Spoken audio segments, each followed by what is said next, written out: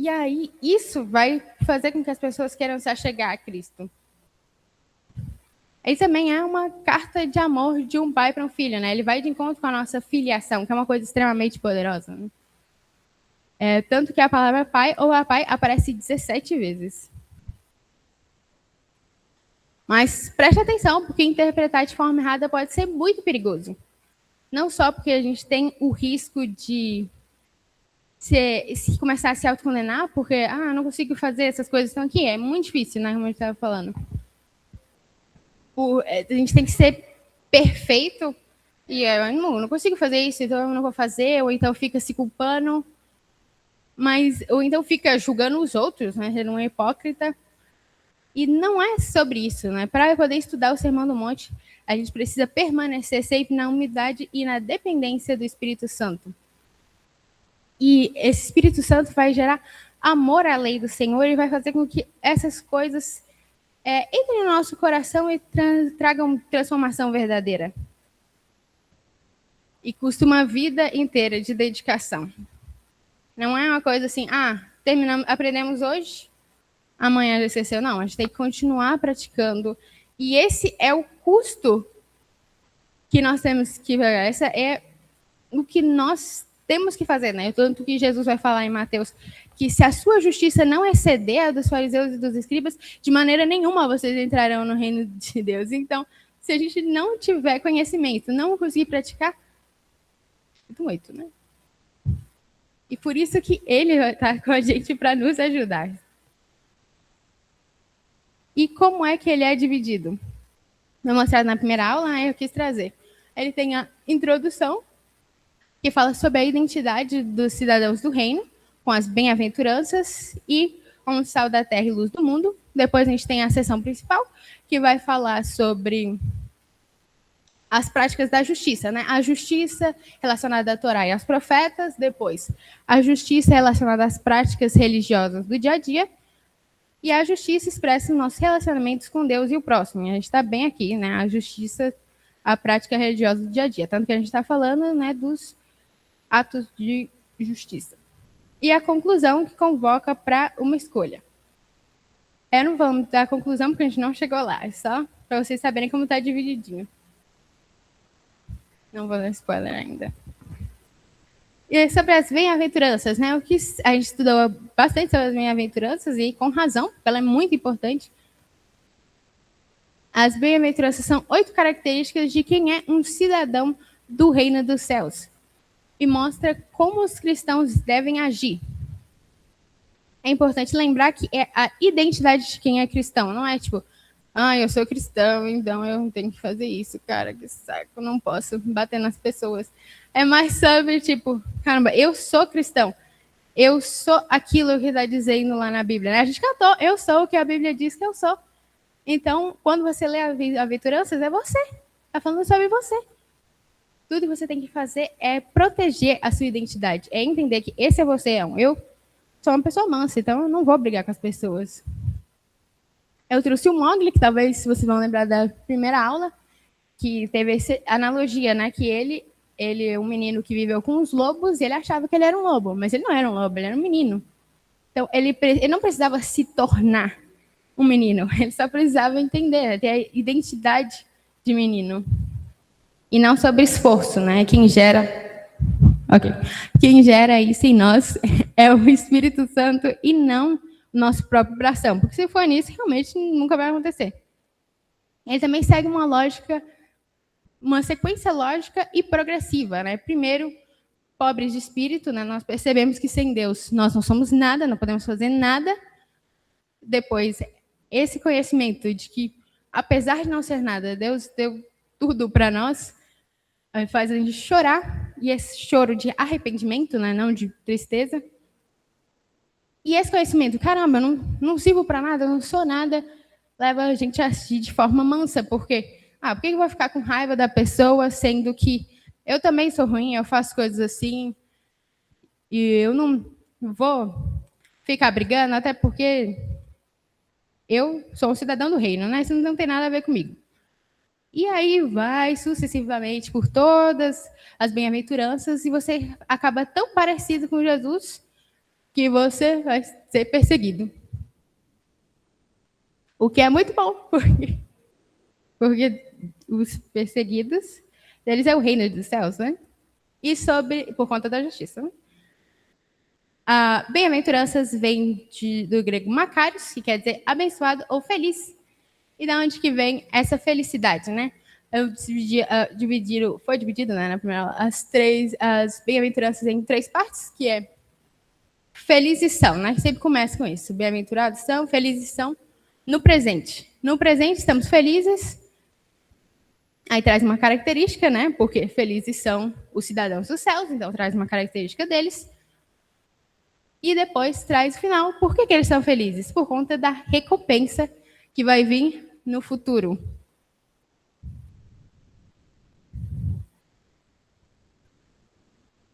Nas bem-aventuranças traz várias vezes uma recompensa, né?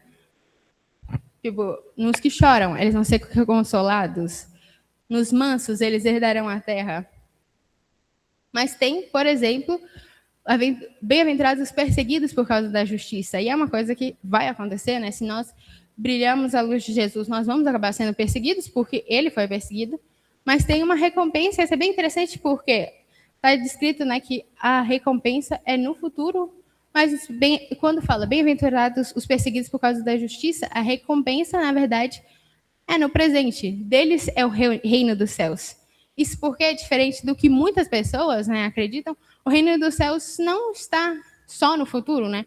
Ele está em nós agora no presente, né? Ele existe nesse momento, nessa igreja e em todos aqueles que aceitaram Jesus como seu único e suficiente Salvador. Por isso que é necessário aplicar todas essas partes das bem-aventuranças. Porque o reino de Deus está em você, no seu coração. Também na parte do sal e luz, temos 2 metáforas, né? O sal sendo aquele que causa transformação interior, que inibe a decadência e combate a corrupção, né? Nós falamos que é útil para mudar sociedades para melhor se estiver presente para dar sabor, né? Como foi comentado antes, por muito tempo foi dito que os cristãos deveriam se afastar da vida com o mundo. Isso não é correto, não é nem bíblico, porque se você não estiver lá, então você não tem como salgar, né? Não tem como ser sal. E aí, se afastando desse lugar, você vai deixar que as trevas se proliferem naquele lugar e criem um ambiente ruim. Também, essa metáfora traz a ideia de que é necessário para nós mantermos a pureza do sal, né? Que é a nossa integridade e santidade em todo momento. É preciso ter uma busca constante por santificação. E a parte da luz. Deus é descrito como luz, né? Deus é luz e Cristo é luz. Nós somos a luz do mundo, nós refletimos essa luz que vem dele. E a luz, ela brilha de forma inevitável. Não quer dizer que não tem o que você faça para parar a luz, ela vai ficar brilhando.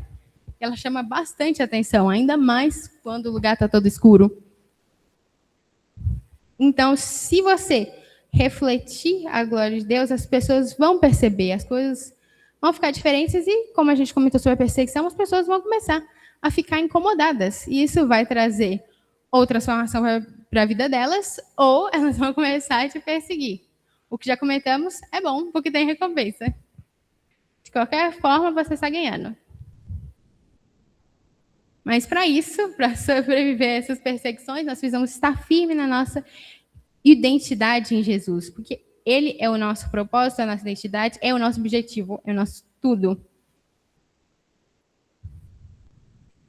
E sobre o cumprimento da lei, né, nós aprendemos também em Mateus 5, 17 até o 48, praticamente o capítulo inteiro, Jesus vai falar sobre... vai explicar um pouco a lei de Moisés e aí trazer um contraponto aprofundando nela, né? A princípio, Jesus foi acusado de estar quebrando a lei de Moisés pelos fariseus, só que, na verdade, Jesus é a completude da lei. É só por conta dele que a lei foi cumprida plenamente, né? É como foi dito na aula, né? Jesus cumpre a lei moral, que seriam os 10 mandamentos, Ele é o nosso próprio sacrifício, ou seja, a lei cerimonial, que era na lei de Moisés que falava sobre sacrifícios, e intercede por nós, tem a ver com a lei judicial, ou seja, a lei de Moisés inteira está em Jesus. Ele, ao invés, né, de quebrar, falar, não, isso aqui do Velho Testamento, esquece, que muita gente acha que é o caso, ele eleva o padrão da lei e traz uma interpretação mais correta, né? Porque naquela época, muita coisa tinha sido, vamos falar, desfigurada pelos fariseus que enchiam de coisa e julgo para as pessoas, né? Porque agora Jesus mostra que não é simplesmente você, não matar, mas é também a intenção do seu coração. Não adianta nada você, não matei meu irmão, mas você odeia ele com todas as suas forças e ele fala e você começa a se contorcer. Não adianta. O reino de Deus está no seu coração, então a intenção do seu coração é muito importante. E Deus sabe a intenção do seu coração. Não adianta esconder. Ele vai abordar a ira, né, falando sobre não se irar com a pessoa. Ele fala que se você chamar a pessoa de tolo, você já corre o risco de ir para o inferno. Ele fala sobre adultério, divórcio, juramentos e amor aos inimigos, que é possivelmente a parte mais difícil, né, dessa parte, né? Você amar a pessoa que está fazendo mal, né? Todas as pessoas que vão contra você de alguma forma, ele fala que você tem que orar por elas, você tem que amar elas e mostrar de verdade que você é diferente, você não é igual a ela. Você fazer o bem. E isso vai mostrar para ela, né, que ela está fazendo a coisa errada. Ele também critica o legalismo, né, como eu já comentei antes, dos fariseus e dos escribas, que eles eram praticamente eles eram só aparência, mas o coração deles estava podre por dentro. E prega um culto racional, né? Você entender de fato o que você está fazendo, não fazer só porque é costume, né? Nessa parte, dentro dessa parte também vai ter falando sobre, se seu irmão, se você brigou com seu irmão, então vai lá pedir desculpa antes de você entregar a oferta, né? Não é só, cheguei, fiz meu ritual de sempre, vou dar uma oferta, Deus não recebeu porque você está brigado com seu irmão. Então, ele traz realmente esse nível mais profundo para a lei que já existia, que acaba deixando mais difícil. Mas, na verdade, depois ficou mais fácil, porque ele morreu por nós, terminou tudo, e agora nós temos o Espírito Santo para nos guiar. E agora, nessa aula de hoje, né, ele vai continuar o que tinha introduzido sobre as obras de justiça. As obras de justiça, do grego dikaiosene, são as práticas centrais do judaísmo, que seria a caridade, a oração e o jejum. Isso aqui já estamos em Mateus 6. Ele usa a palavra quando, né? Ele fala vocês quando jejuarem, quando orarem. Ou seja, é algo que Deus espera que você faça. Não tem como fugir. Você tem que fazer essas 3 coisas. Mas nós comentamos uma coisa muito interessante também, é que mesmo fazendo essas coisas, tem a chance de Deus não receber o que você está fazendo por conta da intenção do seu coração. Que é se você está buscando agradar os homens ou a Deus.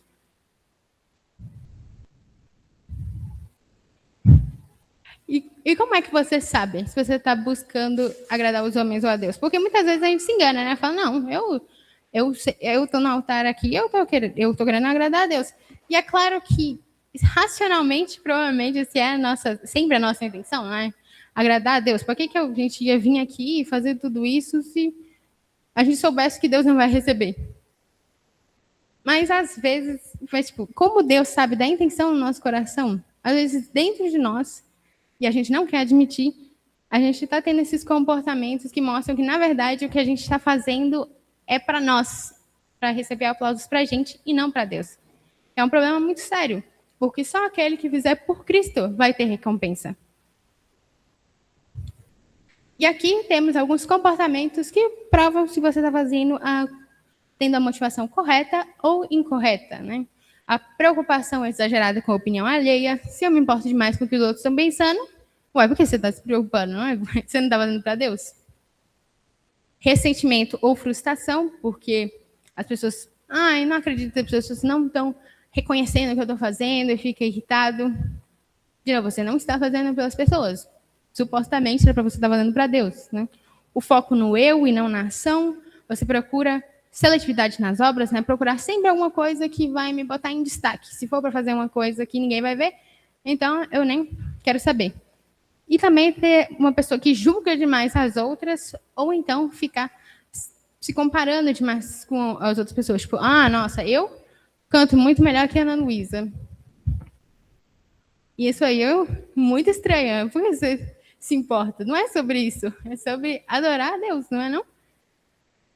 E tudo bem se você tiver esse comportamento, na verdade, tudo bem não. Mas a parte boa é que você pode resolver, né? Mas primeiro você tem que analisar o seu comportamento, realmente ter essa reflexão e levar para Deus. E se você vê que isso é um problema recorrente, você orar sobre isso, né? Eu tenho feito muito isso porque eu sou uma pessoa muito tímida, então eu acabo me preocupando demais com o que os outros estão pensando ou fazendo, e mesmo quando eu estou fazendo a obra de Deus. Então agora sempre eu peguei o costume de orar antes, falando, Deus, não me deixa me preocupar com o que os outros estão pensando, me deixa focar só em você, porque é para você, e eu não quero fazer isso se não for algo que o Senhor vai receber. E, tipo, ser honesto de verdade. E felizmente chegamos ao final do resumão. Aproveitem a aula e obrigado pela atenção.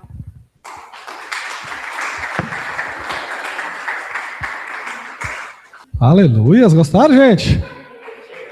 Que orgulho! Essa jovem. E tem que dar muita oportunidade para esses jovens, que são a maioria da igreja, pastor. Olha para você lá, do lado de cá só dá. Glória a Deus por isso. Então, gente, não vamos nem precisar introduzir muita coisa, não. Vamos direto ao ponto. Gostei demais, a introdução de Agatha foi bem bacana. Não vou precisar falar muita coisa. Mas vamos ler o texto base? Abre aí, pelo menos o texto base para a gente começar. Então, nós estamos nessa fase aqui sobre as boas obras. Mateus 6, de 1 a 4. Amém? Então, abre suas Bíblias aí, Mateus 6. Evitem praticar as suas obras de justiça diante dos outros para serem vistos por eles, porque, sendo assim, vocês já não terão nenhuma recompensa junto do Pai de vocês, que está nos céus. 2. Quando, pois, você der esmola, não fique tocando trombeta nas sinagogas e nas ruas, como fazem os hipócritas, por serem elogiados pelos outros. Em verdade lhes digo que eles já receberam a sua recompensa. 3. Mas, ao dar esmola, que a sua mão esquerda ignore o que a mão direita está fazendo. 4. Para que a sua esmola fique em secreto. E o seu Pai, que vê em secreto, lhe dará a recompensa. Aleluias. Então vamos lá, gente. Então esse é o nosso texto de hoje. E a Agatha já falou do primeiro versículo, né? Que é meio que o tom do capítulo 6 inteiro. Então ele fala sobre obras de justiça, ou seja, tudo que você faz para Deus, né, não faça buscando a admiração dos outros, né, não faça para aparecer. E aí ele vai citar as três principais, né, que é esmolas, oração e jejum. Então ele vai falar, mas ele está falando que tudo, tanto esmola quanto oração quanto jejum, tem que seguir o mesmo padrão, que foi a nossa primeira aula lá. Então eu vou passar lá rapidinho aqui. Vamos chegar direto aqui no verso 2, que foi a segunda aula. Também vou fazer uma passada rapidinha, que vai falar sobre a questão agora, gente, das esmolas, né? Do que falamos aí, é o elimosine, né? Ou seja, o que são essas esmolas? Então a gente chegou a conceituar naquela época, né? O que é, e eu queria deixar também aqui rapidamente. Uma coisa interessante, né? Deixa eu passar aqui que eu perdi a sequência. Mas a primeira coisa é que Jesus vai falar quando ajudarem, né? Então, do mesmo jeito, quando vocês forem fazer suas obras de justiça, você tem que seguir um padrão específico. E aí ele vai falar de novo, ó, quando você for dar suas esmolas, irmã Ele, quando você for fazer, quando você for ajudar as pessoas, quando você for praticar a caridade, né? Então, o que quando significa, gente? Uma expectativa de Jesus que você vai fazer. Então, irmão Pedro, ele não imagina que você não vá fazer isso, porque ele entende que se você é um filho de Deus, você tem que ter esse ímpeto, você tem que ter essa naturalidade de servir as pessoas, de ajudar o próximo, de contribuir, de dar essas esmolas. Então, isso é papel do crente. né? Então, revela essa expectativa de Jesus. E nós colocamos Tiago 4,17, né? Portanto, aquele que sabe o que deve fazer o bem e não faz, nisso está pecando. Está pecando, gente. Você sabe que o certo que você tem que fazer não faz, está pecando. Isso serve para tudo, tá, gente? Tanto para a questão da ajuda ao próximo, quanto para outras questões. Mas a aula de hoje é essa. E aí, o que é dar esmolas? São atos de misericórdia, de caridade e generosidade para pessoas que estão precisando. Então, não necessariamente é a moedinha no sinal, que todo mundo só lembra disso, né? A moedinha no chapéu do mendigo. Não, aqui o Senhor está falando que a pessoa está precisando, seja do que for. Então, essa caridade, essa ajuda, é considerado elemosine, né? É considerado obra de justiça. Disso que ele está falando. Né? Então, há uma abrangência muito maior que só esmolas. Então, um professor que vê um aluno em dificuldade e ele vai lá e ajuda esse aluno, às vezes fora do horário, ele se doa para alguma pessoa, ele está praticando elemosine ali naquela vida. Né? Porque ele tem e a pessoa não tem, ela está precisando, ela está em dificuldade. Nós falamos até de coisas pequenas, como dar uma carona na chuva, às vezes o irmão vai ter que ir embora tarde da igreja, ou em algum momento porque a chuva está muito forte, ele não consegue chegar. Cara, você tem possibilidade de dar 2 viagens? Dá 2 viagens. Às vezes a gente não quer sair do nosso conforto. E isso não é uma coisa cristã. Isso não é uma coisa de Jesus. Amém? Nós falamos do status religioso, então o elemosine estava sendo usado para a pessoa ser melhor do que os outros. Então os religiosos da época usavam isso. Eles se preparavam para doar, eles falavam das suas obras. Se fosse hoje, né? Eles filmariam no Instagram e postariam. Para quê? Para que todo mundo veja o que ele está fazendo. Então, naquela época, tinha virado status. Né? E o significado espiritual das esmolas é o quê, gente? É você ser igual o seu pai. Tem alguém que você conhece que é mais generoso que Deus? Jesus, irmão, precisava descer aqui nessa terra suja, cheia de gente pecadora. Jesus não teve só uma morte de cruz, não, Bradock. Jesus teve uma vida de cruz. Ele só não nasceu, ele nasceu numa família pobre, que não tinha... Ó, você vê que injustiça, gente. Uma mulher grávida teve que dar à luz num estábulo. Ele já nasceu numa situação de injustiça. Entendeu? Então há um significado espiritual quando a gente ajuda as pessoas. Nós estamos representando Deus nisso. Né? Igual eu falei, não é networking, ou seja, você não tem que fazer isso esperando nada em troca. Network é essa palavra, né? Eu vou me relacionar com pessoas que podem me ajudar depois. Vou investir em quem pode investir em mim depois. Não é assim que Deus age. Né? Não é sobre networking. Aí nós vamos falar aqui, né? Levítico. Então, a ajuda ao pobre é um tema caro para Deus desde sempre. Então você vai ver lá em Levítico uma lei de Deus falando, gente, na hora que você for colher, não colhe tudo, deixa para o pobre. Pelo amor de Deus, você colhe só o meio da plantação, deixa as pontas da plantação, as laterais, e se cair durante a plantação, não pega, deixa para o pobre, deixa para o estrangeiro. E quantos de nós pega o nosso salarão e deita em cima dele, é minha casa, é meu, tudo é meu. Entendeu? Então, quanto mais o Senhor te prosperar, mais você tem que deixar dessa colheita, né, gente? Que a colheita é o salário das pessoas da época. Hoje seria o nosso trabalho, né? O nosso salário. Isso é o símbolo dessa colheita. O que mais, gente? De Provérbios, ele tem falado uma coisa muito... Esse versículo, eu até achava que isso era dito popular, gente, mas é versículo. Quem ajuda os pobres empresta ao Senhor, ele o recompensará. Eu até achava que esse negócio era um dito popular, que nem era Bíblia, mas é Bíblia. Verdade, gente. Você pode emprestar para Deus. E Provérbios, né? No livro profético de Ezequiel, ele vai falar sobre das coisas que condenaram Sodoma e Gomorra. Ele fala ali, gente, ó, eles eram arrogantes, viviam despreocupados e não ajudavam os pobres e necessitados. Por isso, então a gente só coloca Sodoma a questão, a corrupção sexual lá em Sodoma, né? A gente sempre destaca isso. Mas o profeta vem falar que um dos principais motivos que o Senhor destruiu Sodoma foi porque eles tinham muito e deixavam o pobre passar necessidade.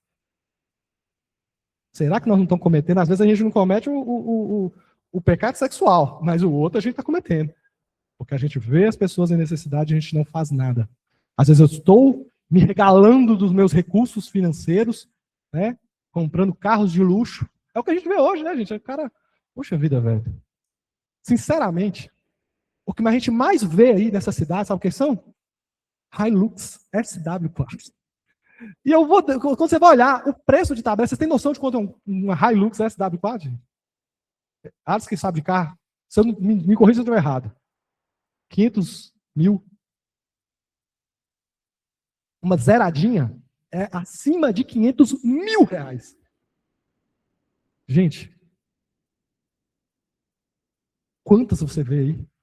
Duas ali é 1 milhão, 2 milhões, 3 milhões. Cara, realmente, será que você precisa de uma Hilux SW4? Entendeu? Às vezes a gente só... Será que essas pessoas têm deixado de sobrar um pouquinho? Porque tem muita gente que está com dificuldade de ter o que comer. E aquele que muito é dado, muito vai ser cobrado. Você pode ter certeza.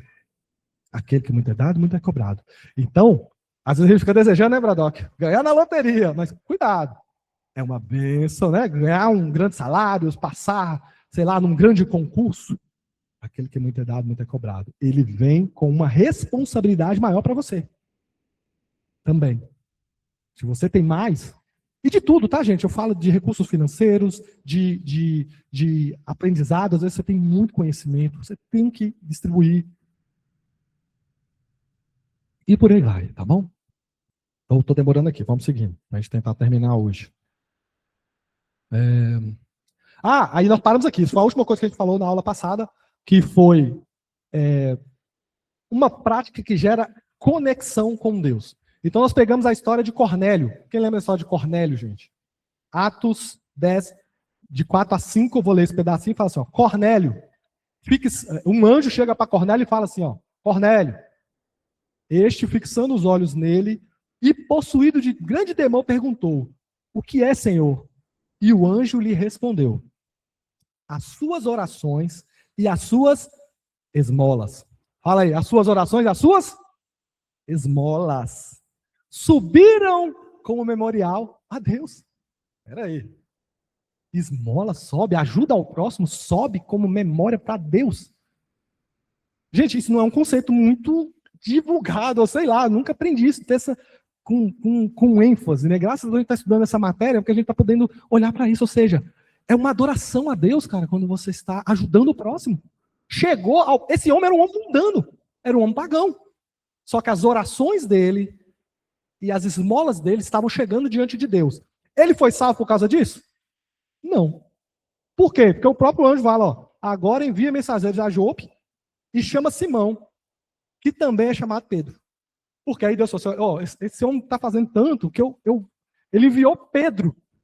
Vai lá e prega para esse homem, porque ele tem que ser salvo. Porque ele não estava sendo salvo pelas obras nem pelas esmolas. Mas ele estava, de alguma forma, estava gerando um peso espiritual positivo para ele. Ele estava adorando a Deus, ele meio sem entender, porque ele não entendia de Deus. Ele fazia o que era possível. Só que chamou, aí Pedro, ele reúne toda a família dele, Pedro prega o evangelho para ele, e Pedro fala que Pedro nem termina de falar, aquela casa é tomada pelo Espírito Santo, e todo mundo começa a ser batizado pelo Espírito Santo, toda a família de Cornélio, os amigos de Cornélio, porque ele juntou todo mundo para ouvir o que Deus tinha para falar com ele. E é incrível essa história.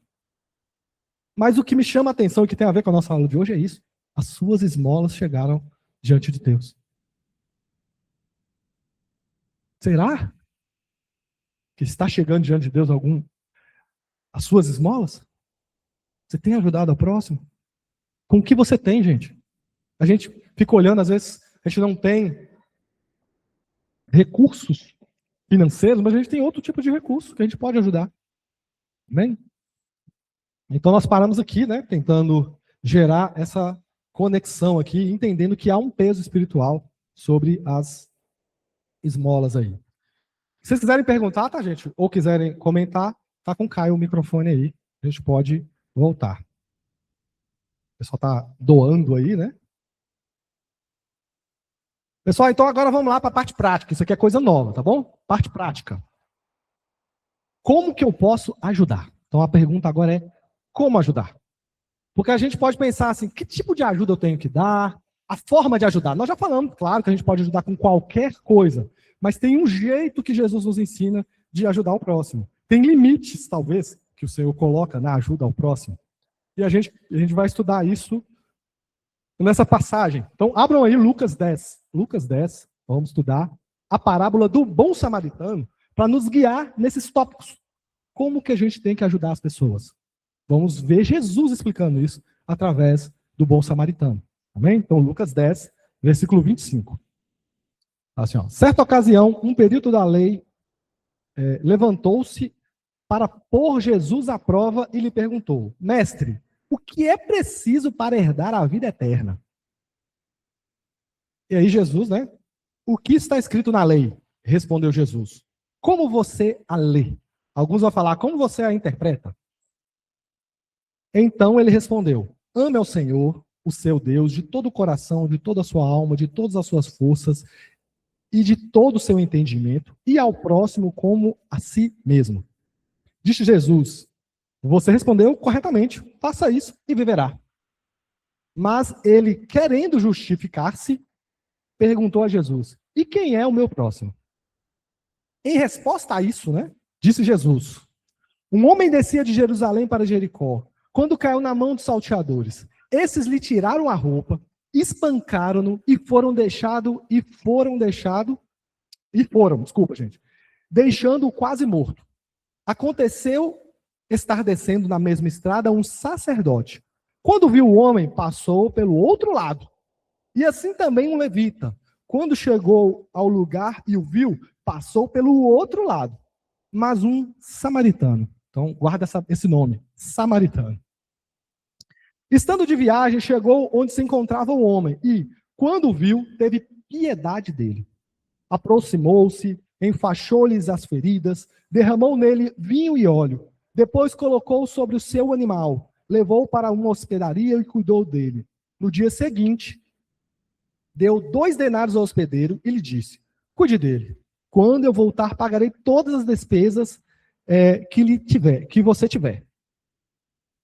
Aí Jesus volta, né? Acabou a história, vai. Qual desses 3 você acha que foi o próximo que caiu nas mãos do assaltante? Foi o próximo do que caiu na mão do assaltante. Aquele que teve misericórdia dele, respondeu o perito da lei, e disse: Jesus, vá e faça o mesmo. Amém? Vá e faça o mesmo. Gente, então vamos lá. Então, o contexto é muito simples, né? Então chegou mestres da lei lá querendo pôr Jesus à prova, né? Então ele não estava com boas intenções. Ele perguntou isso, né? Jesus, como é que eu vou herdar o reino dos céus? E Jesus vai traçando, né? Ele vai falar sobre isso. E Jesus vai contar essa história, porque ele pergunta: tá bom, quem que é o meu próximo? Quem é que eu tenho que ajudar? Porque quando ele pergunta para Jesus quem é o meu próximo, quem é que eu tenho que ajudar, que resposta vai saltar imediatamente, gente, de forma implícita, não dita.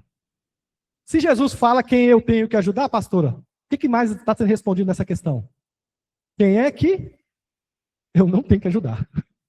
Então a primeira coisa que ele quer saber é me dá um limite aí que eu tenho que ajudar as pessoas. Porque é difícil amar o próximo para mim mesmo, né? Então me dá um limite aí. Quem é meu próximo? É meus filhos, minha esposa, é meus amigos da igreja? Quem que é meu próximo? Porque você está me pedindo... Deus pede para a gente uma coisa muito difícil. Porque já amar a família, o povo da igreja já é difícil. Então, na verdade, ele coloca aquela linha, que ele passa uma linha. Beleza, quem que eu amo aí para mim poder praticar esse negócio direito? Então, ao mesmo tempo, ele tá definindo quem ele não tem que amar. E aí, Jesus vai contar essa história, né? E costumeiramente ele colocou meio como negligente ali o sacerdote, o levita, né? Aquela sociedade religiosa. Então, o pessoal já estava esperando. Ixi, então quer dizer que é um camponês que deve ser o herói da história, né? Aí Jesus vem com a palavra samaritano. E lembra, gente, que ele está numa audiência de judeus. E aí eu vou ler um trecho aqui do livro Reino de Ponta Cabeça, de Donald Crable, que eu li ano passado, gostei muito, ele dá muito contexto sobre isso. E ele vai falar assim, ó, o que que é um samaritano para um judeu, tá, Manu? Você entender, quando aquele pessoal ouviu, o que eles sentiram. Porque para nós, samaritano, é só mais uma palavra. É um povo aí qualquer. Ó, pra você ver. Ó. Para a mente judaica, os samaritanos eram os piores que pagãos. Os samaritanos eram odiados e desprezados pelos judeus, estavam bem embaixo na escala social. A própria Bíblia vai mostrar essa raiva que as pessoas têm dos samaritanos. Ó, pra você ver. A Escritura atesta o racismo beligerante entre os dois grupos. João 4,9 relata que os judeus não mantinham relações com os samaritanos. Bom, então a Bíblia está falando, ó, os judeus não mantinham relações, eles nem conversavam. Quando alguns samaritanos recusaram a dar alojamento a Jesus, Tiago e João estavam tão irritados, porque já tinha muita raiva de samaritano, né? Jesus chega na cidade, assim, ó, queria se hospedar na cidade, os samaritanos não aceitaram Jesus lá. E Tiago e João ficou com tanta raiva que ele pediu o quê? Jesus, mete fogo nessa cidade inteira, queima todo mundo. O que isso demonstra, gente? Por causa que não quis dar uma hospedagem, vai matar uma cidade inteira. Os caras tinham ódio. Os discípulos de Jesus tinham ódio de samaritano. Os líderes judeus, gente, chamavam Jesus de samaritano como um apelido depreciativo. É como se chamasse Jesus de endemoniado. Então eles chamavam os endemoniados, assim, tipo um apelido demoniado é samaritano. Então pra você ver, quando Jesus fala com samaritano, é o próximo. Esses caras tinham ódio de samaritano. Né? Aí vai falar várias escolhas aqui. Os rabinos ensinavam isso aqui, gente. Ó. Ele vai falar que a pessoa não podia comer nenhum tipo de comida que um samaritano fizesse. Nada. Então você não podia ir no mercado samaritano comprar porque era tudo impuro. Os rabinos, eles ensinavam isso aqui. Ó. Aquele que come pão de um samaritano é como aquele que come carne de um suíno. Ou seja, gente, quem sabe a religião judaica não é permitido comer carne de porco. Então, se você comer um pão que um samaritano fez, é a mesma coisa que comer um carne de porco. É tão pecado quanto. O casamento entre eles era um tabu, né? Os judeus consideravam as mulheres samaritanas menstruantes perpétuas, desde o berço, e seus maridos perpetuamente impuros. A saliva de uma mulher samaritana era impura. Toda a aldeia era declarada contaminada se uma mulher samaritana ficasse lá. Já pensou isso? A cidade inteira. Tem uma samaritana aqui? Tem. Então essa cidade está toda contaminada. Enquanto essa mulher não sair daqui, está contaminada. Era um negócio de louco o ódio que eles tinham com os samaritanos. Né? E qualquer lugar que o samaritano dormisse era considerado imundo, como qualquer comida e bebida que ele tocasse. Então eu só quero dar um contexto que onde Jesus conta essa história, gente, é muito chocante. Para nós não é chocante, porque você escutou só samaritano. Mas com o contexto que aquelas pessoas tinham, a raiva que elas tinham do samaritano, era muito... Sabe assim, essa história é muito difícil de engolir. Você está falando que a pessoa que você mais odeia é o bonzinho da história. E o vilão é quem? Eu, que sou religioso, que deixei o cara lá passar dificuldade. E, gente, a bondade tem muitas situações que a gente vê a bondade, né? Jesus mostrando a bondade. Então, quando Jesus faz isso, gente, quando ele fala, quem é o meu próximo? Um samaritano, então ele jogou lá na ponta. Então não tem mais régua. Porque ele queria saber o quê? Quem é que eu tenho que ajudar para saber quem é que eu não preciso ajudar, certo? Quem é o meu próximo? Eu quero ajudar meu próximo aqui. Então ele está colocando assim, quem é que não é meu próximo? Então Jesus fala, o seu próximo sabe quem é? Aquele que você odeia. Ele é seu próximo. E aquele que te odeia. Porque o samaritano também não era boa gente não, viu, gente? Fica parecendo que eles são bons. Não eram.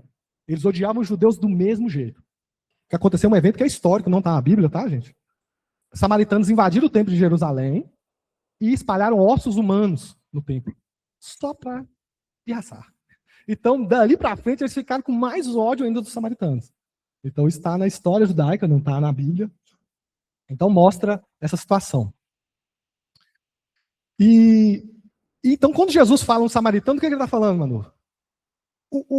O seu inimigo não era a última pessoa no mundo que você ia querer ajudar? Porque primeiro você ajuda o quê? Você ajuda seus pais, aí você vai ajudar os amigos da igreja, depois você vai pensar ali, quem está mais próximo de você, até quem está mais distante. Mas quando Jesus fala para você ajudar o inimigo, significa que você tem que ajudar o inimigo e todo mundo que está até aqui. Ou seja, não tem limites por amor de Deus. Amém? E aí vamos continuar entendendo a história do samaritano. Então a primeira coisa, gente, é quando ele viu. Então vamos destrinchar para entender. Então, a primeira coisa que a gente tem que saber antes de ajudar as pessoas, ou para a gente praticar realmente o elimosine, a gente tem que ver as pessoas, gente. Perceber o outro.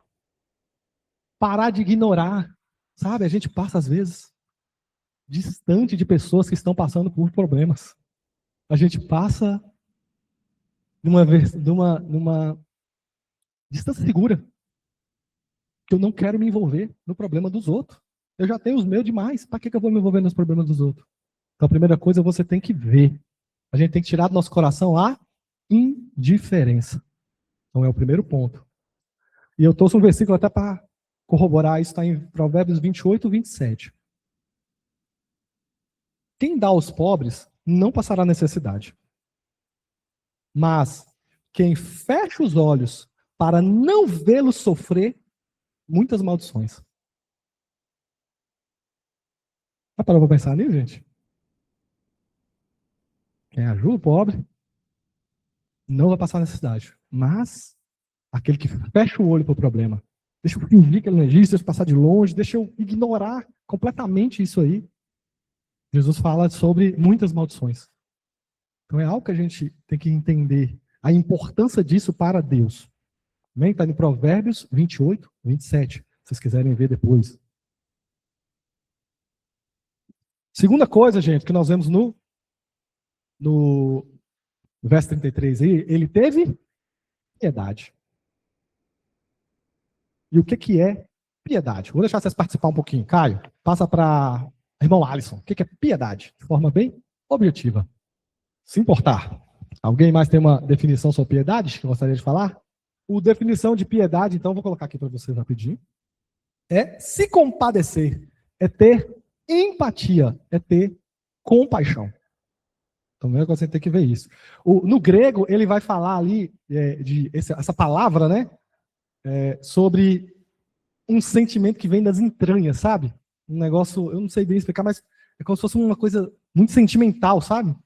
Então, tem que ter isso, né? Primeiro você vê, e depois tem que brotar em você alguma coisa, gente. Tem gente que está morto. Tem gente que vê a pessoa passando necessidade, sabe o que faz? Deixa eu postar. Às vezes a pessoa está numa situação de vergonha. Aí você quer postar. Se fosse você, você gostaria que postasse? Se fosse você gostaria que passasse o vídeo para frente? Compaixão é um sentimento que tinha na vida de Jesus o tempo todo, gente. Então você vai ver Jesus falando de Jesus se compadecer o tempo todo. Então Mateus 9,36 vai falar assim, ó, vendo Jesus as multidões, se compadeceu delas, porque estavam aflitas e exaustas como um pastor, como ovelhas que não têm um pastor. Então Jesus estava trabalhando muito, fala que Jesus estava curando e resolvendo, e depois Jesus olhou para a multidão e falou, cara, começou a se compadecer da multidão, porque eles estavam perdidos. E aí ele vai falar, gente, ora, vira para os discípulos e fala, ora por eles. Pede para enviar trabalhadores, porque grande é a colheita, mas os trabalhadores são poucos. Ou seja, o próprio Jesus estava olhando ali e começou a ficar angustiado, e começou a se compadecer, porque era tanta gente que o Jesus homem não conseguiria atender tanta gente. E ele fala, ora, pede para mandar trabalhadores para a gente poder atender essas pessoas, elas estão sofrendo. O pastor Geraldo vai falar, vai se preparando. O que mais, gente? Ele se compadeceu das pessoas passando nessa fome. Então fala assim, ó, Jesus chamando seus discípulos disse, tenho compaixão da multidão, porque já são 3 dias que eles estão comigo e não tem nada para comer. Não quero despedi-los em jejum para que não desfaleçam. Então Jesus olha para pessoas com problemas, angustiadas, perdidas, e ele tem compaixão. Jesus olha para pessoas com fome e tem compaixão delas. Ele olha para pessoas com enfermidades. Então, Jesus, saindo em grande multidão e possuído de íntima compaixão para com elas, curou os enfermos. Então, Jesus tem compaixão de pessoas doentes. E a última aqui que eu vou colocar, Jesus tem compaixão com pessoas em luto. Está aqui, ó. A viúva de Naim, vendo o Senhor, moveu-se de íntima compaixão para com elas e disse, não chora. Ele foi lá consolar uma pessoa que está doente. ele foi lá tentar ajudar uma pessoa que tinha perdido alguém, né? Ele ressuscitou a pessoa, ele fez algo extraordinário. Ele vai atrás de pessoas doentes, ele vai atrás de pessoas com fome, ele vai atrás de pessoas perdidas. Quem mais perdido, gente? Às vezes, o perdido, na minha cabeça, veio agora um presidiário, né? Aquela bandidagem está lá, que são pessoas perdidas, elas não têm noção. Elas destroem a vida delas sem pensar. Elas não veem alternativa, às vezes, sabe? Então, são as mesmas pessoas que Jesus falou. Pastor Geraldo, pode falar. É importante que nós entendermos a importância de ajudar o próximo, né? Porque Jesus nos ensinou isso. Quando nós ajudamos alguém, o beneficiado somos nós, né? Aí a palavra de Deus prova isso. Aqui no Salmo 41, que diz assim: bem-aventurado o que acode o necessitado. O Senhor livra no dia do mal.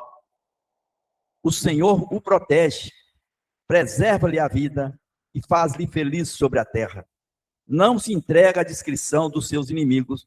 O Senhor assiste no leito da enfermidade. Na doença, ele lhe apopa a cama.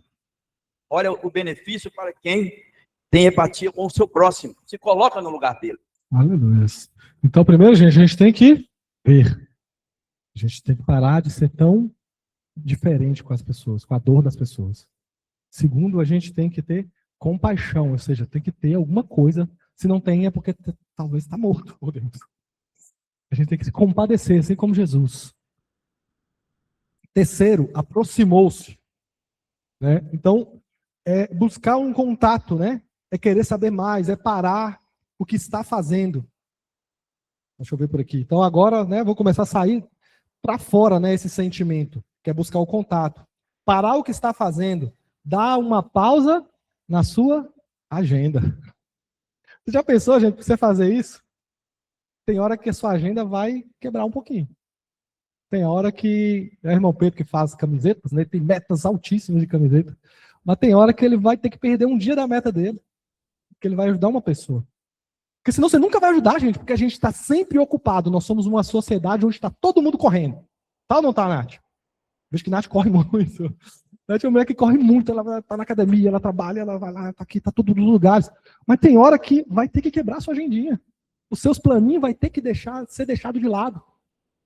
Para você parar e conversar, aproximar-se da pessoa. Como é que você vai se aproximar à distância? Porque hoje em dia é muito fácil, tá, gente? Nós cristãos, às vezes, sabe o que nós fazemos? Nós fazemos uma limousine esterilizado, né? Então você chega lá, dá uma moedinha, então você não precisa se sujar com nada disso. Aí você dá um dinheiro, manda um pix, não precisa saber de nada, tá bom. Então isso é muito estéril, né? Eu não me contamino com nada. Eu não preciso chegar perto de ninguém. Eu mando um dinheirinho ali, eu mando uma mensagem de WhatsApp, tá bom. Manda um vídeo aqui para as pessoas já, sei lá, assistem esse vídeo, fica boa. Não é isso que o Senhor está falando. Quem mais, gente? Ele enfaixou as feridas, né? Então, depois que você se aproxima, passa a saber o que a pessoa está precisando, você vai ajudar ela de verdade, no que você puder. Então, enfaixou, ele estava todo ferido. Então, o que precisava? Ele precisava de uma faixa. Então, o cara foi lá e fez uma faixa. Ele começou a ajudar a pessoa conforme isso. Outra coisa, gente, derramou nela vinho e óleo.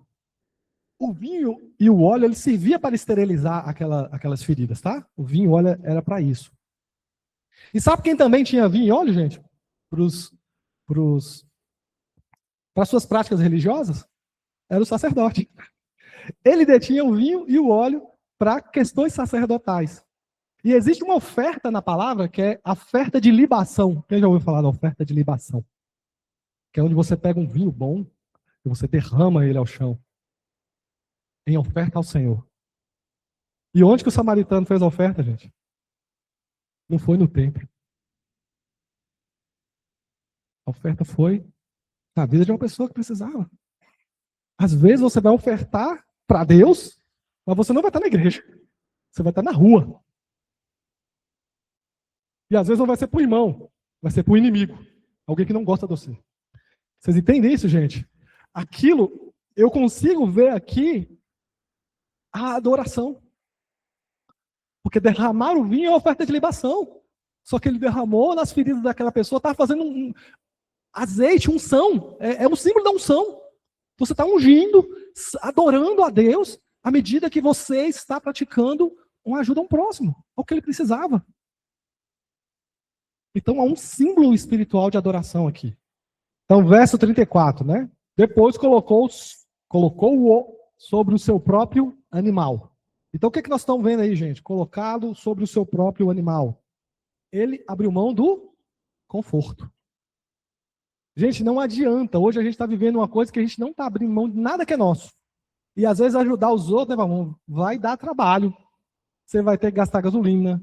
Você vai ter que sair do seu percurso. Você vai ter que fazer algumas coisas, porque às vezes, não dá, eu não gosto de acordar de manhã cedo. Não dá, eu não posso isso, eu não posso aquilo. Então a gente vai colocando um monte de desculpa para não ajudar.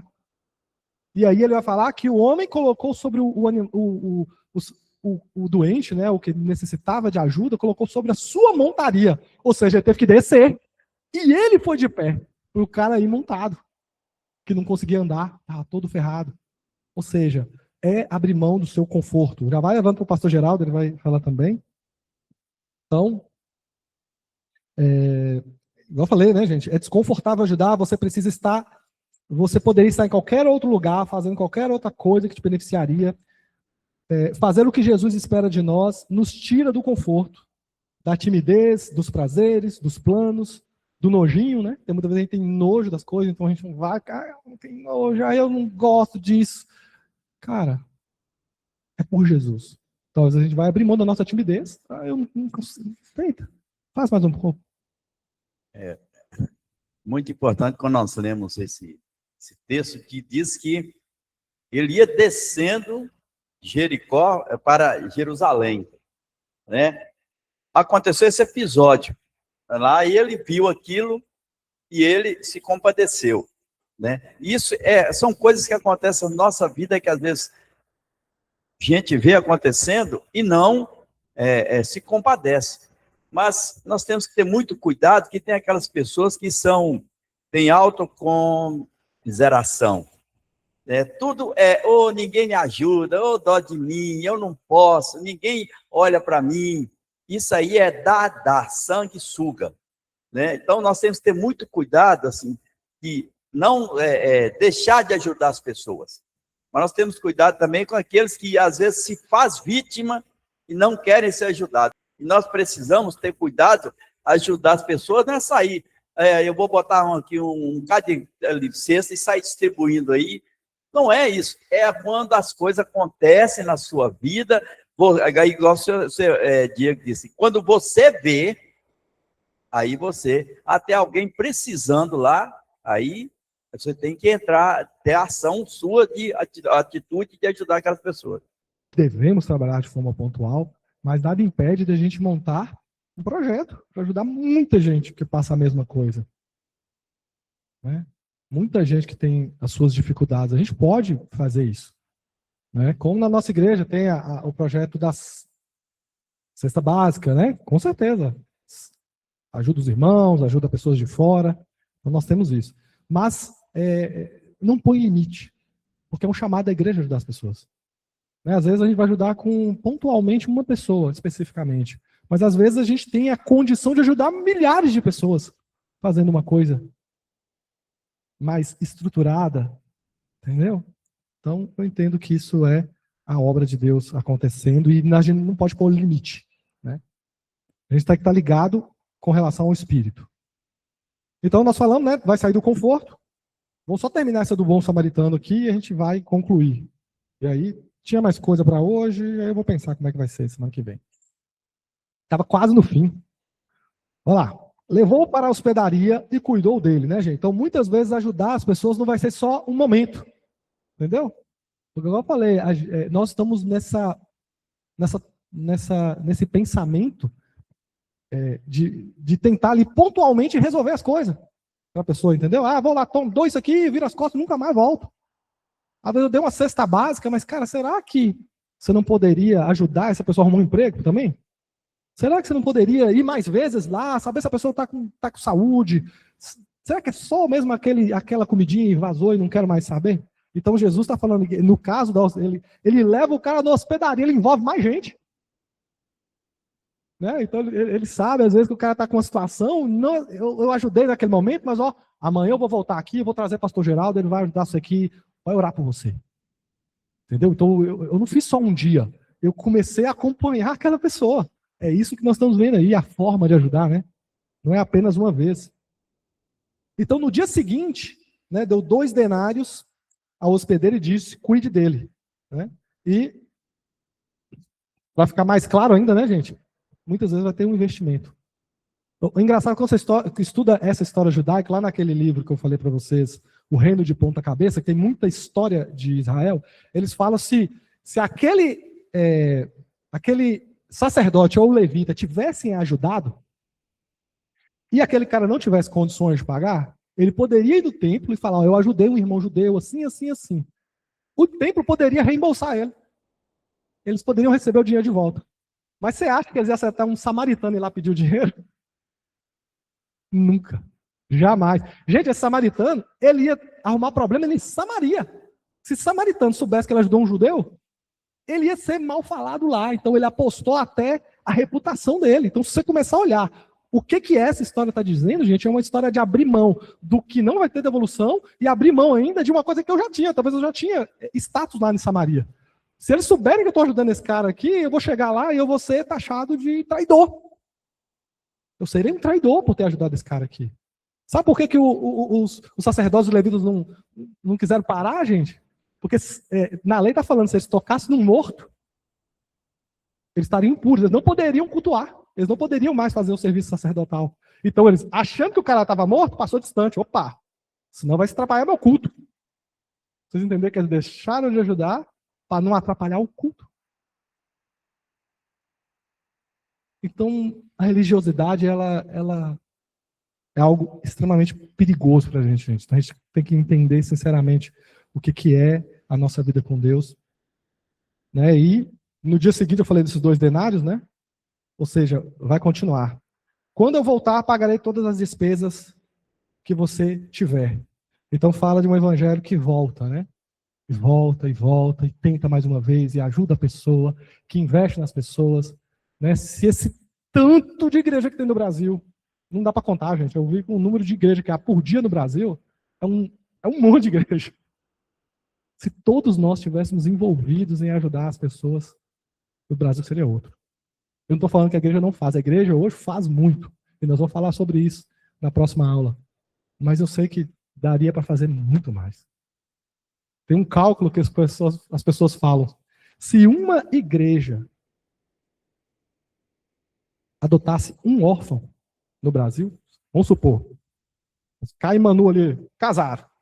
Então, assim, gente, vocês vão adotar um homem, e a igreja vai ajudar. Todo mundo da igreja vai ajudar vocês a criar esse menino aqui. Se cada igreja no Brasil se juntasse para ajudar um órfão, ia faltar órfão para poder ser ajudado. Porque tem mais igreja que órfão. Uma comunidade. Amém, família? Eu tô vendo que tem gente já tá sapateando ali, que tá acabando meu tempo. Tô brincando. Amém? Tinha mais coisa para falar, nós vamos falar aqui, praticamente, tá no finalzinho, então semana que vem a gente vai falar bem rapidinho, e quem sabe a gente usa o tempo para outras coisas. Amém? Então vamos ficar de pé, vamos orar ao Senhor.